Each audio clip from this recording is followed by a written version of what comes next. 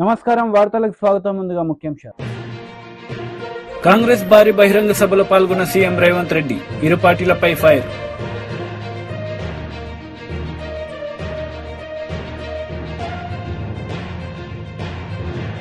పొన్నూరులో CM YS Jagan బహిరంగ సభ Chandrababu నాయుడుపై fire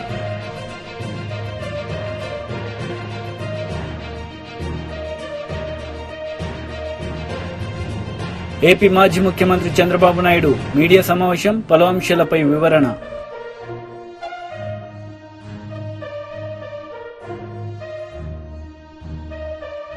CM Jagan ఎన్నికల సందర్భంగా రోడ్ షో నిర్వహించారు. ఈ సందర్భంగా చంద్రబాబు నాయుడుపై ఆయన మండిపడ్డారు.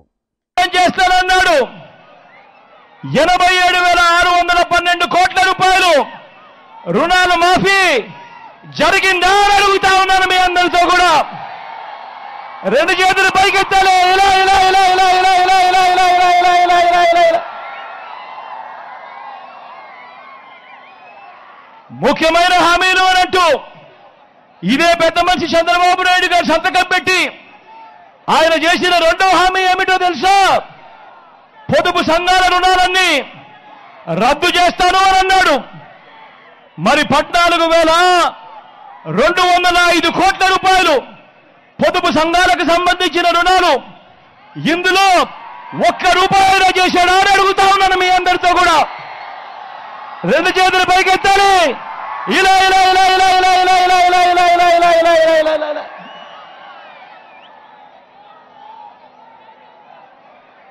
ముఖ్యమైన హామీలు అంటూ చంద్రబాబు నాయుడు గారు స్వయంగా సంతకం పెట్టి మీ ప్రతి ఇంటికి పంపించిన ఈ పాంప్లెట్ లో ఆయన చెప్పిన మూడో హామీ ఆడబిడ్డ పుడితే మహాలక్ష్మి పథకం కింద 25,000 రూపాయలు బ్యాంకుల్లో డిపాజిట్ చేస్తామన్నాడు.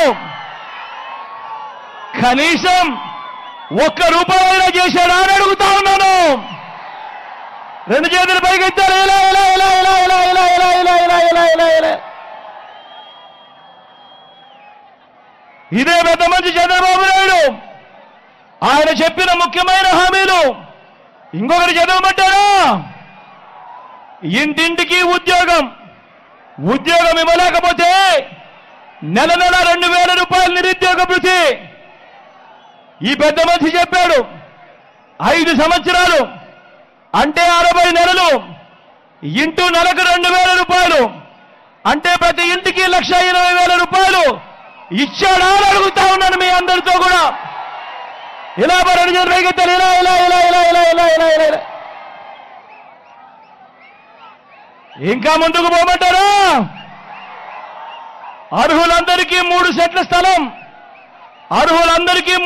స్థలం కట్టుకునేందుకు పక్కా ఇల్లు అన్నాడు.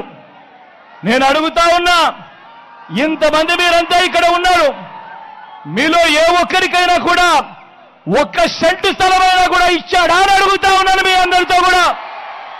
రెండు చేతులు పైకెత్తాలి. ఇలా ఇలా ఇలా ఇలా ఇలా ఇలా ఇలా ఇలా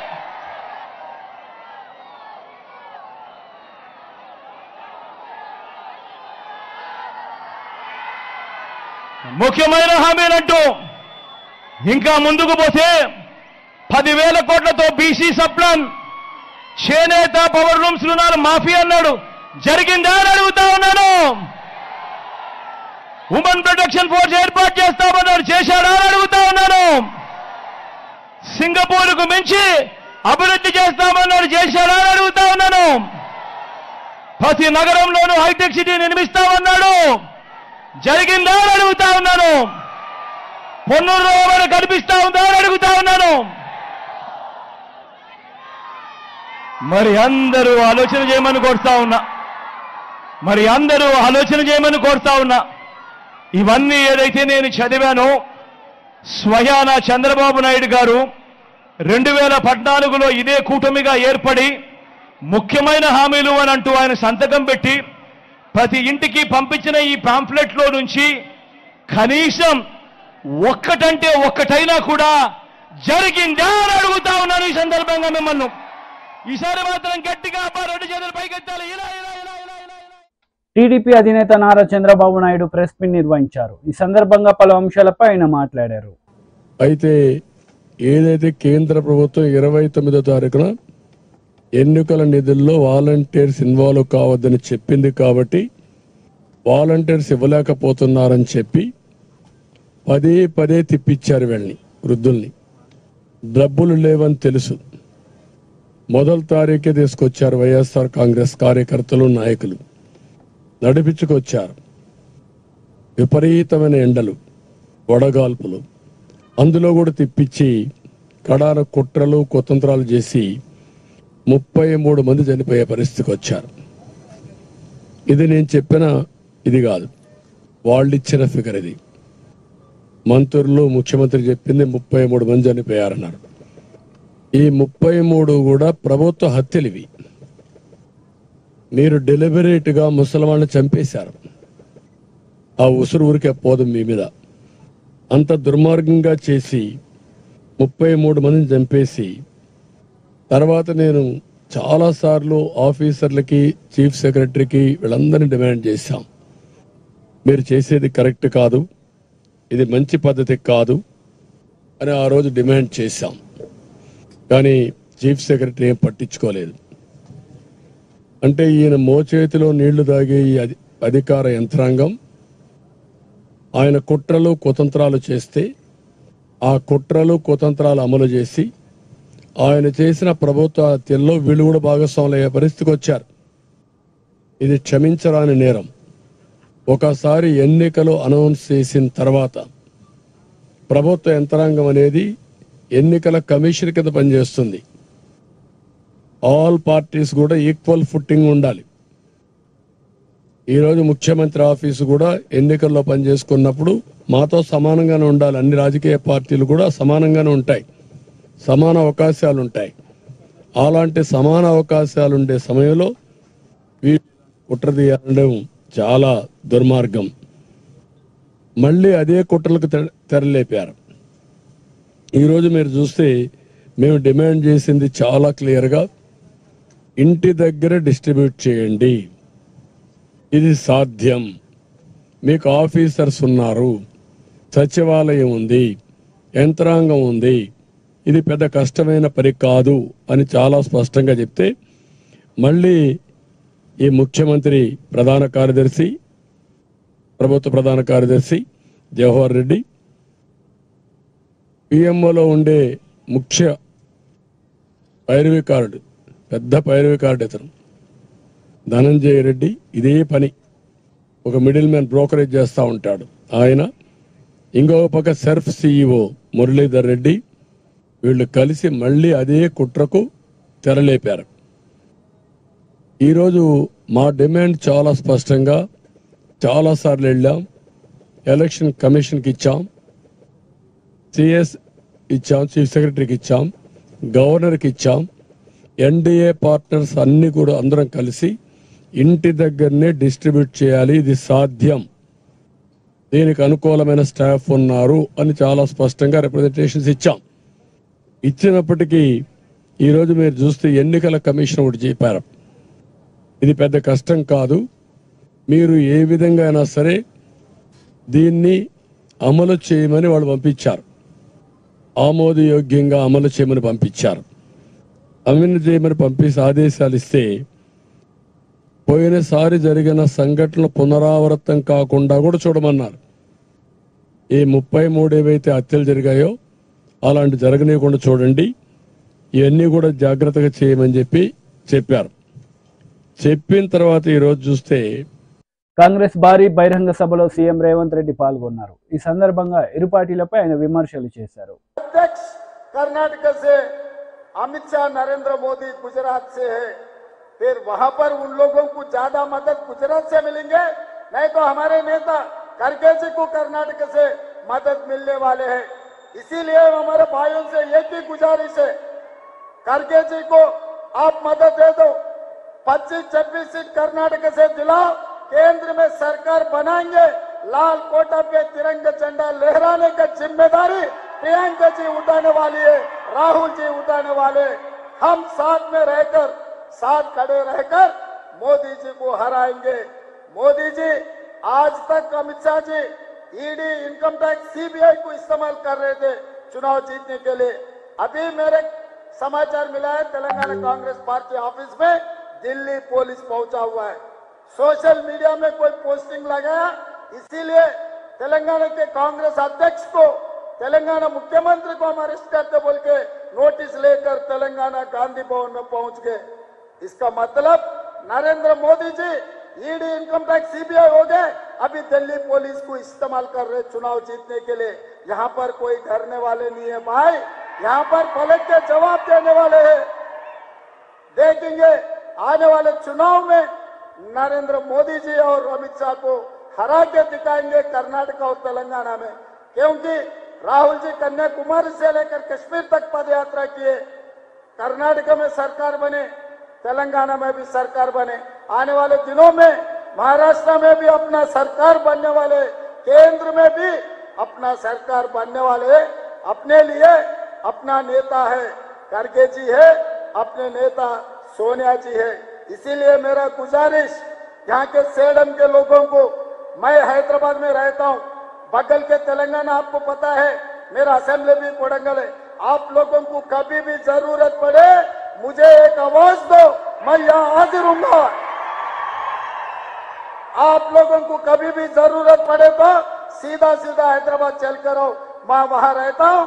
आप लोगों के लिए काम करने के लिए, आप लोगों को मदद करने के लिए हमेशा मैं हाजिर रहता हूँ। यहीं मेरा भाषण खत्म करते हुए मैं आपसे छुट्टी लेता हूँ। जय Congress. Congress leader Jagga Reddy press meet నిర్వహించారు. ఈ సందర్భంగా పలు అంశాలపై ఆయన వివరణ ఇచ్చారు. జవాబు కేసీఆర్ కి ఇంతకంటే కేసీఆర్ కి దడ చుట్టుకున్నది. ఎందుకు చుట్టుకున్నది అంటే వాళ్ళకు ఒక్క సీటు కూడా వస్తలేదు, ఎంపీ సీటు ఒక సీటు కూడా బీఆర్ఎస్ ఈ తెలంగాణలో గెలుస్తలేదు. అందుకే కేసీఆర్ కి దడ చుట్టుకున్నది, భయం చుట్టుకున్నది, నిద్ర కరువైపోయింది. ఏడాదికి ఒకసారి, 5 ఏళ్లకు ఒకసారి బహిరంగ సభలు వచ్చి మాట్లాడే కేసీఆర్ గారు సడన్లీగా రోడ్ షోలకు వచ్చేస్తున్నాడు. ఆయన అంటే ఒక సీటు కూడా బీఆర్ఎస్ వస్తలేదనే భయం చుట్టుకొని ఏదో రకంగా సీట్లు పెంచుకోవాలి అనే ఒక ఆలోచనతో, ఒక ఉద్దేశంతో ఏదో రకంగా మళ్ళీ ఈ కొత్త నాటకానికి తెరలేపి ఆయన ఈరోజు మళ్ళీ రోడ్ షోలకు వీధిన పడ్డాడు మన కేసీఆర్ ప్రతిపక్ష నాయకుడు. ఏమంటారు శ్రీనివాస్ గారు?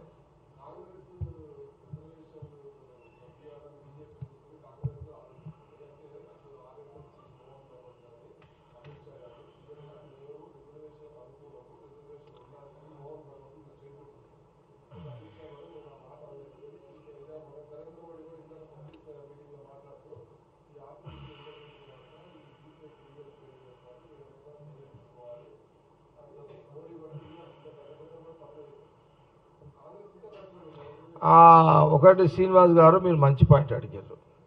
ఎప్పుడైనా భగవత్ గారు ఆర్ఎస్ఎస్ చీఫ్ ఇంత ఓపెన్గా ఎప్పుడైనా వచ్చిండా? ఎస్సీ ఎస్టీ బీసీలకు మేము కూడా అనుకూలమే అని భగవత్ గారు రావడము, అమిత్ షా గారు మొదటిసారి ఎస్సీ ఎస్టీ బీసీల గురించి మాట్లాడడము, దీని కారకుడు ఎవరు?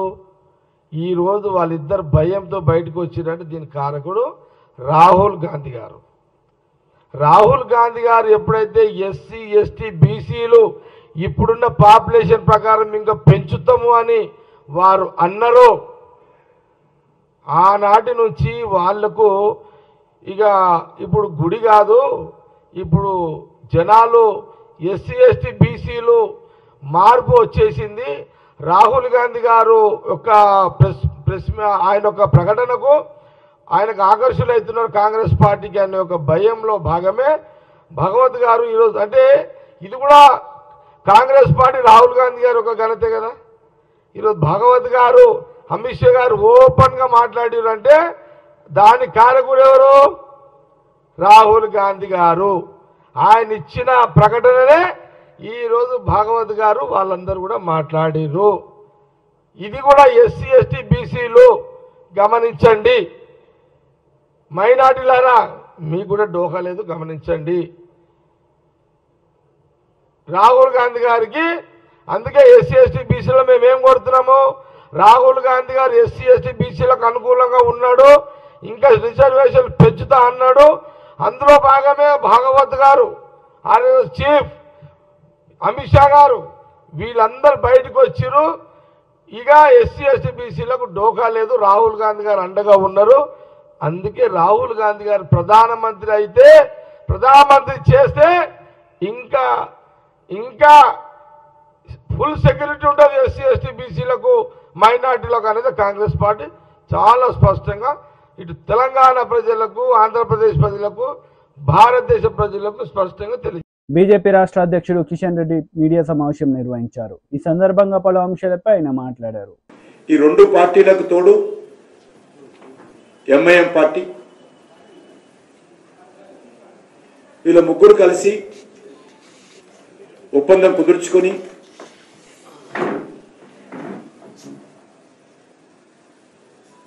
మీకు మేము, మాకు మీరు, మన ఇద్దరికి ఎంఐఎంఐ అనే విధంగా మూడు పార్టీలు కుమ్ముక్కై ఈరోజు తీవ్రమైనటువంటి తప్పుడు ప్రచారము, అబద్ధాల ప్రచారము, బురదజల్లేటువంటి ప్రచారము కలిసికట్టుగా చేస్తుంది. ఒక ఆయన అంటాడు రిజర్వేషన్స్ తీసేస్తారని, ఇంకో ఆయన అంటాడు హైదరాబాదు కేంద్ర పాలిత ప్రాంతంగా ప్రకటిస్తారని, ఇంకో ఆయన అంటాడు కృష్ణా నదిని ఢిల్లీకి పంపించేస్తున్నారని. మా మాటలకు తలా తోక లేకుండా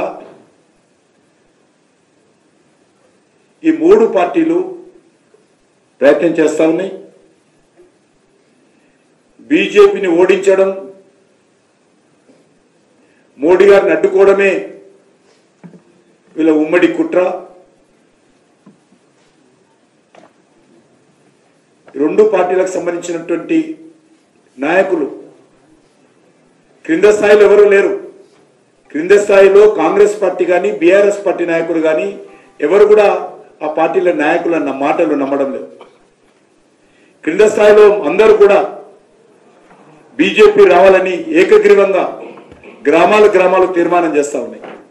నరేంద్ర మోడీ గారు ప్రధానమంత్రి కావాలని గ్రామాలు ఏకగ్రీవంగా తీర్మానం చేసుకుని ముందుకెళ్తా ఉంటే బావిలో కప్పలలాగా లేక పిల్లి కళ్ళు మూసుకొని పాలు తాగినట్టుగా ఈ రెండు పార్టీల నాయకులు వివరిస్తా ఉన్నారు. హైదరాబాద్లో ఈ రెండు పార్టీలు కూడా మజ్లిస్ పార్టీ గెలుపు కోసం ప్రయత్నం చేస్తా ఉన్నారు. కాంగ్రెస్ పార్టీ అదే ప్రయత్నం చేస్తున్నది, బీఆర్ఎస్ పార్టీ అదే ప్రయత్నం చేస్తున్నది. కాంగ్రెస్ పార్టీ సీనియర్ నాయకుడు ఫెరోజ్ ఖాన్ ఓపెన్ గా చెప్పాడు, మాకు పార్టీ హైకమాండ్ నుంచి ఆదేశాలు వచ్చాయి, ఎట్టి పరిస్థితుల్లో ఓల్డ్ సిటీలో ఓవైసీని గెలిపించాలని మాకు ఆదేశాలు వచ్చాయి, కానీ ఈ ఎలక్షన్స్ వరకే ఉంటుంది, తర్వాత నా యొక్క పోరాటం ఎంఐ మీద కొనసాగుతుందని చెప్పిన విషయం మనం చేస్తాం. అఫీషియల్గా నేను చెప్పిందిగా. ఆ రకంగా ఇటు కాంగ్రెస్ పార్టీ, మరొక దిక్కు బీఆర్ఎస్ పార్టీ, మజ్లిస్ పార్టీ కొమ్ము కాస్తా ఉన్నారు. ఇద్దరు కూడా నేనని పోటీలు పడి చెరొక దిక్కు సంఘనాకుతున్నారు ఓవైసీని. ఇంత దుర్మార్గంగా వ్యవహరిస్తున్నారు.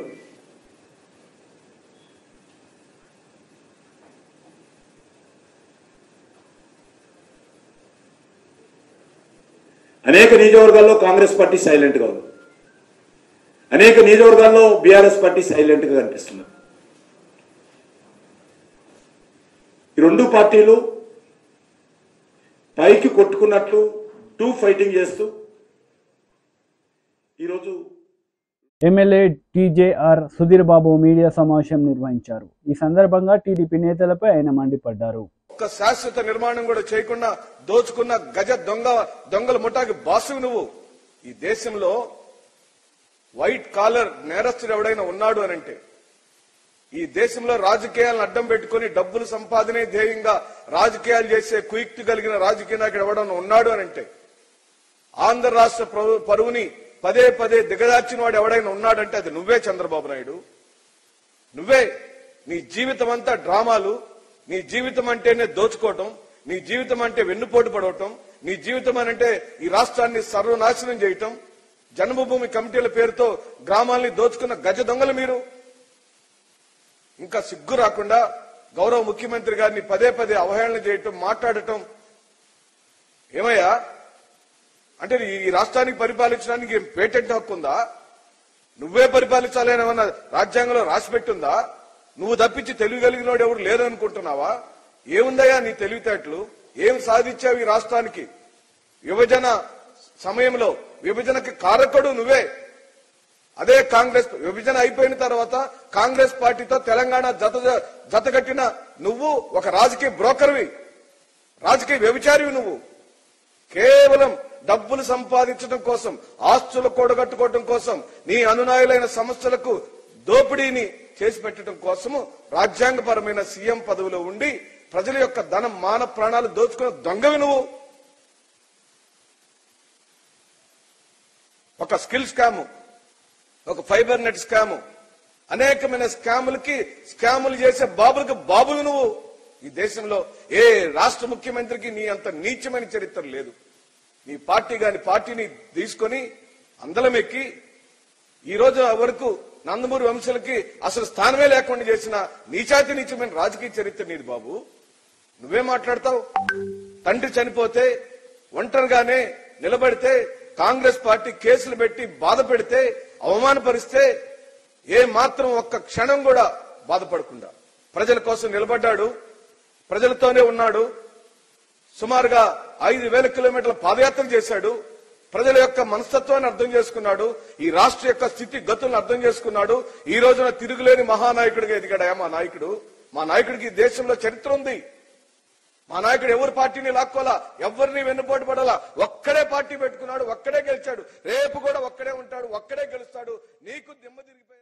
కడియం శ్రీహరి కీలక ప్రెస్ మీట్ నిర్వహించారు. ఈ సందర్భంగా మాజీ CM Kadiyam Srihari press meet నిర్వహించారు. ఈ సందర్భంగా మాజీ ముఖ్యమంత్రి కేసీఆర్ పై పలు విమర్శలు చేశారు. నాయకుడు డ్యాన్సులు చేస్తాడు, పాటలు పాడతాడు, డప్పులు కొడతాడు, తొడలు కొడతాడు.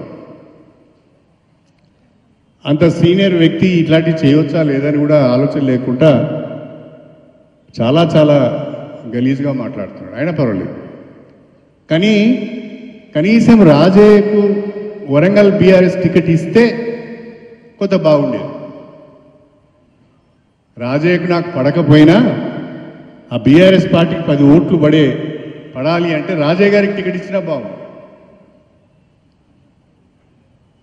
రాజయ్య గారికి టికెట్ ఇవ్వకపోగా బీఆర్ఎస్ టికెట్ ఫైనలైజ్ చేసే రోజున ఫామ్ హౌస్ కూడా రానియలేదు. నీ మొక్కలు చూపించొద్దు నాకు అని చెప్పి టికెట్ డిక్లేర్ అయిన తర్వాత వేరే వాళ్ళు పట్టుకొని పోయి ఈయన ఉండాలి, ఈయన ఉంటే కడియం శ్రీహరికి వ్యతిరేకంగా బాగా మాట్లాడతాడు, మనకు ఉపయోగపడతాడని చెప్పి కొంతమంది తీసుకొని పోతే ఈయన కూడా పోయి బతిలాడి ఆ పార్టీలో చేర్చుకున్నావు బాగానే. కానీ నువ్వు రాజయ్య గారి మీద ప్రేమ ఉంటే, రాజయ్య గారికి గతంలో అన్యాయం జరిగింది అని మీరు అనుకుంటే రాజయ్య గారికి బీఆర్ఎస్ టికెట్ ఎందుకు ఇవ్వలేదు? అంటే ఇదంతా మోసపెత్తుగడం. ఆయనకు మనసులో ఒకటి ఉంటుంది, బయటకు ఒకటి మాట్లాడుతూ అంటాడు. అది నేను స్వయంగా అనేక సందర్భాల్లో చూశాను. ఎదురుగా నీ అంత గొప్పవాడు లేడని మాట్లాడతాడు, కానీ వీడు విధవాని మనం బయటికి వెళ్ళగానే మాట్లాడతాడు. తెలంగాణను అన్ని రకాలుగా ఆగం చేసి వరంగల్ను ప్రత్యేకంగా ముక్కచెక్కలు చేసి ఇవాళ ఏదో సానుభూతి ప్రకటించడానికి వచ్చాడు. వరంగల్ పట్టణాన్ని ఏం అభివృద్ధి చేశారు మీరు? ఎన్నిసార్లు ముత్తుకున్నా నేను కనీసంగా మాస్టర్ ప్లాన్ అప్రూవ్ చేయండి అని చెప్పి 10 సార్లు పోయి బతిలాడినాం. ఎందుకంటే ఒక సిటీకి మాస్టర్ ప్లాన్ అనేది లేకుండా అభివృద్ధి అనేది కష్టం. ప్లాన్డ్ అభివృద్ధి ఉండదు. ఇప్పుడు ముప్పిడిగా అనేక రకాలైన డెవలప్మెంట్స్ వస్తుంటాయి. కాబట్టి మాస్టర్ ప్లాన్ అప్రూవ్ చేయమని అడిగినాం. 3 ఏళ్ళు దగ్గర పెట్టుకున్నాడు, ఈరోజు వరకు కూడా మాస్టర్ ప్లాన్ అప్రూవ్ కాలేదు. అంటే వరంగల్ పైన ఆయనకున్న ప్రేమ ఏంటి? ఒక ఓఆర్ఆర్ లేదు, మొత్తుకొని సచ్చినాం. ఒక అండర్ గ్రౌండ్ డ్రైనేజ్కి ప్రతిపాదన లేవు, మొత్తుకొని సచ్చినాం. ఏనాడు పట్టించు. ఎందుకో కానీ వరంగల్ పైన ఆయనకు ఒక రకమైన కోపం. ఎందుకో కానీ వరంగల్ అంటే ఆయనకు ఒక రకమైన వ్యతిరేకత. ఎందుకంటే వరంగల్ గడ్డ మీద ప్రశ్నించే వాళ్ళు ఎక్కువ ఉంటారు అనేది ఆయన అభిప్రాయం. వరంగల్ గడ్డ మీద పోరాటాలు చేసే వాళ్ళు ఎక్కువ ఉంటారు, ప్రశ్నించే వాళ్ళు ఎక్కువ ఉంటారు, ఉద్యమాలు చేసే వాళ్ళు ఎక్కువ ఉంటారు అనేది ఆయన భయం. అందుకనే వీళ్ళ నోర్లు మూయాలి అంటే ముక్కలు చేయాలి అని మన జిల్లాను ఆగం చేసిన వ్యక్తి ఆయన. మంగళగిరిలో నారా బ్రాహ్మణి ఎన్నికల ప్రచారం నిర్వహించారు. ఈ సందర్భంగా పలు అంశాలపై ఆమె మాట్లాడారు. ఆయన విజన్ ఏంటంటే ఎటువంటి సపోర్ట్ నాకు అందించారో అటువంటి సపోర్ట్ మంగళగిరిలో ఉన్న మహిళలందరికీ, ఆయన అమ్మలు కానివ్వండి, లేకపోతే అవ్వలు కానివ్వండి, అక్క చెల్లెలు కానివ్వండి, వాళ్ళందరికీ అందించాలనేది ఆయన విజన్, ఆయన హార్డ్ వర్క్ అంతా. అదే కాకుండా ఏ కంపెనీలో హెరిటేజ్ ఫుడ్స్లో నేను పనిచేస్తున్నాను ఎగ్జిక్యూటివ్ డైరెక్టర్గా, అదే కంపెనీలో నారా లోకేష్ గారు కూడా పనిచేయటం జరిగింది ఇంతకుముందు. ఆ కంపెనీలో ప్రతిరోజు మేము మహిళా రైతుల స్టోరీస్ గురించి వినేవాళ్ళమి, చూసేవాళ్ళమి. రాత్రింపగలు గ్రామాల్లో మహిళలు కష్టపడి పాలు ఉత్పత్తి చేసి మా కంపెనీకి అందిస్తే వాళ్ళకి ఆదాయం వచ్చేలాగా చూసేవాళ్ళమే. ఆదాయంతో పాటు వాళ్ళకి కేవలం డబ్బులే కాదు, కానీ వాళ్ళ గ్రామంలో, వాళ్ళ సొసైటీలో, వాళ్ళ కమ్యూనిటీలో వాళ్ళ విలువ కూడా చాలా పెరిగేది. ఇది చూసి మాకు ఎంతో సాటిస్ఫాక్షన్ కలిగింది.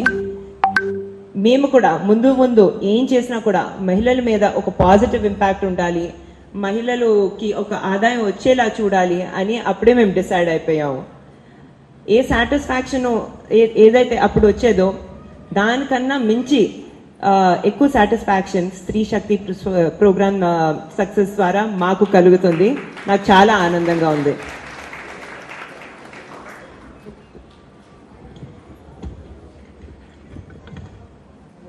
ఇప్పుడు లోకేష్ గారి విజన్ ఏంటంటే మంగళగిరిలో ఉన్న ప్రతి మహిళ తన కాళ్ళ మీద తన నిలబడాలి. అదే కాకుండా మీరందరూ ఆనందంగా ఉండాలి, మీరందరూ చాలా హ్యాపీగా ఉండాలనేది.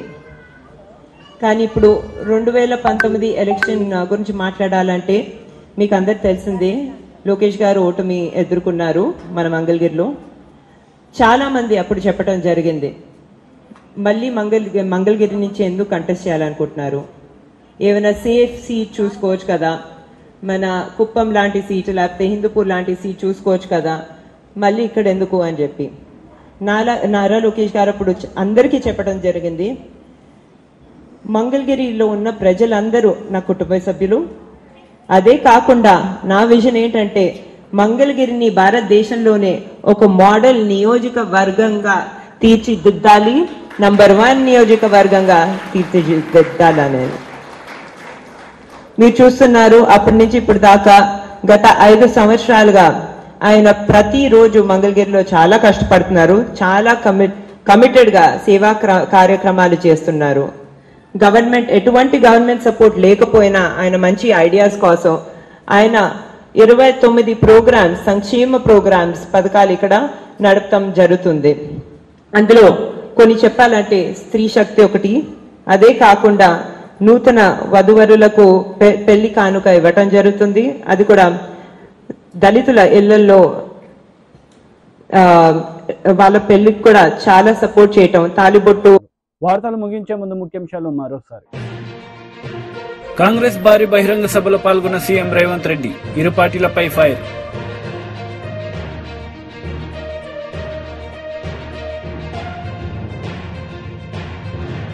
పొన్నూరులో సీఎం వైఎస్ జగన్ బహిరంగ సభ, చంద్రబాబు నాయుడుపై ఫైర్.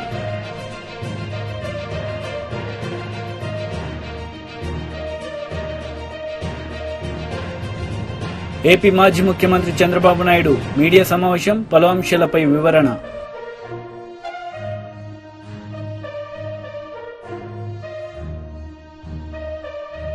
ఈ వార్తలు ఇంతటితో సమాప్తం. తిరిగి ప్రసారమయ్యే వార్తలు మళ్ళీ కలుద్దాం. అంతవరకు సెలవు. నమస్తే.